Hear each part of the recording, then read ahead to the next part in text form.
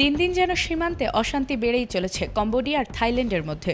যদিও তাদের এই বিরোধ নতুন কিছু নয়, তবে সম্প্রতি আবারও তাদের বিরোধ চরমে ওঠে, আর তাতে দুদেশেরই ভবিষ্যৎ যেন এক অনিশ্চয়তার মধ্য দিয়ে যাচ্ছে। প্রশ্ন হচ্ছে, কী কারণে হঠাৎ এত বিরোধ দক্ষিণ পূর্ব এশিয়ার এই দুই দেশের মধ্যে? ইতিহাস লক্ষ্য করলে দেখা যায় এ যুদ্ধের সূত্রপাত হয় ফরাসিরা কম্বোডিয়া দখলের পরবর্তী সময়ে দুই দেশের সীমান্ত নির্ধারণ নিয়ে। তবে কম্বোডিয়ার বিরোধপূর্ণ এলাকার 11 শতকের একটি মন্দিরকে ওয়ার্ল্ড হেরিটেজ সাইট হিসেবে নিবন্ধনের উদ্যোগকে কেন্দ্র করে 2008 সালে এই বিরোধ আবারও নতুন মোড় নেয় এবং এ চেষ্টার তীব্র প্রতিবাদ জানিয়েছিল থাইল্যান্ড। চলতি বছরের মে মাসে একটি সংঘর্ষে কম্বোডিয়ান এক সেনা নিহতের ঘটনায় কারণবশত দুই দেশের সম্পর্কের আবারও অবনতি ঘটে।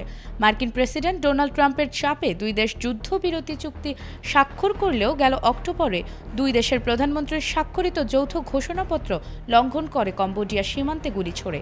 এ বিষয়ে উভয় পক্ষ ভিন্ন ভিন্ন মত প্রদান করছেন।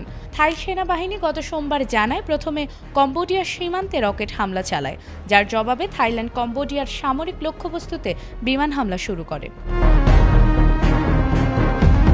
দুই দেশের এ যুদ্ধ সংঘাতে হতাহতের ঘটনা দিন দিন বেড়েই চলেছে। সেনাবাহিনী সহ সীমান্তবর্তী সাধারণ মানুষের প্রাণহানি ব্যাপক আকার ধারণ করছে। থাই সীমান্তের মানুষ আশ্রয় নিচ্ছে বাংকার ও আশ্রয় কেন্দ্রে, আর কম্বোডিয়ার শিশুরা আতঙ্কিত হয়ে নিজেদের স্কুল ছেড়ে পালাচ্ছে। দুই দেশের সীমান্তে অতিরিক্ত সেনা মোতায়েন করা হয়েছে। দুই দেশের মানুষই এই লড়াইয়ের স্থায়ী সমাধান চায়। এ সমস্যার দ্রুত সমাধান সকলের কাম্য। এ যুদ্ধের রেশ ধরে দুই দেশের মধ্যে পণ্য আমদানি রপ্তানি বন্ধ হয়ে যায়। শুধু তাই নয়, বরং বন্ধ হয়ে গেছে বিদ্যুৎ ও ইন্টারনেট পরিষেবা আমদানিও। নতুন করে শুরু হওয়া এ সংঘাত দুই দেশের ভবিষ্যৎকে কোথায় নিয়ে দাঁড় করাবে তা সময়ই বলে দেবে। Desk report, ATN Bangla.